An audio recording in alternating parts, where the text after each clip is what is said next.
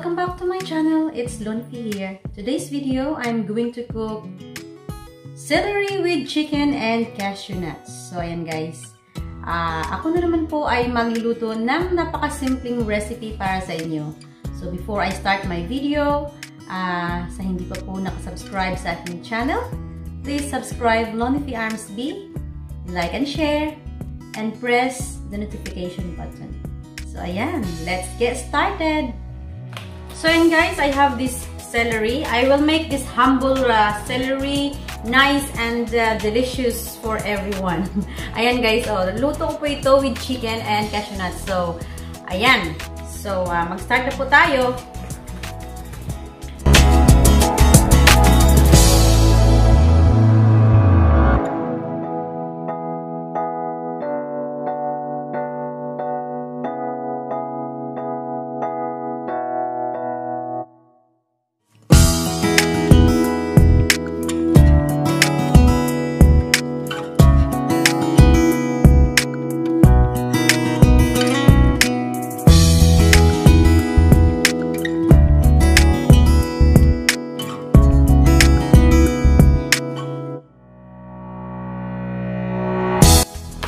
So ayan guys, I have the sliced chicken here. So what I'm going to do is to marinate it with light soy sauce, salt, and chicken powder with corn flour.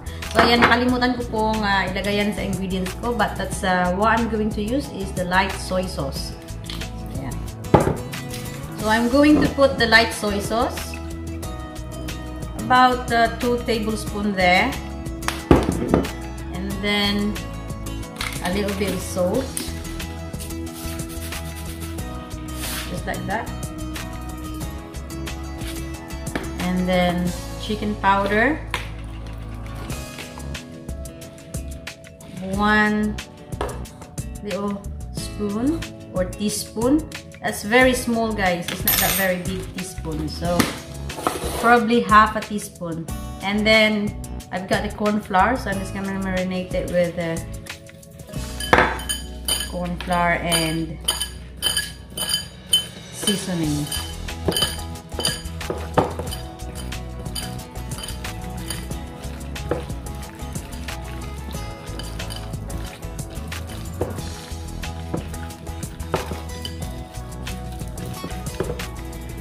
So ayan. So we're going to set aside the chicken.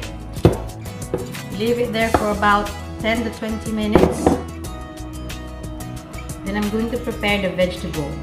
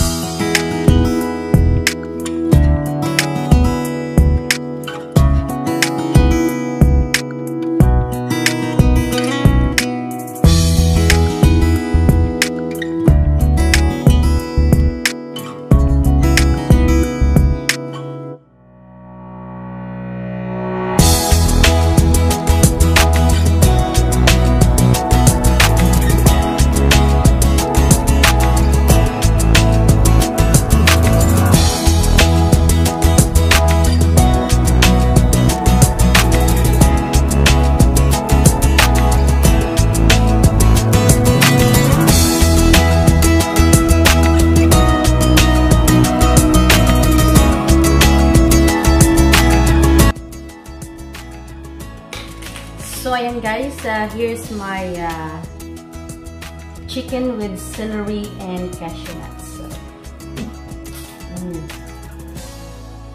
Looks delicious. Very simple. Tatlo lang po ang ingredients niyan. It's a celery, chicken, and cashew nuts. So, ayan. Try na natin. So, ayan guys, try po natin ito.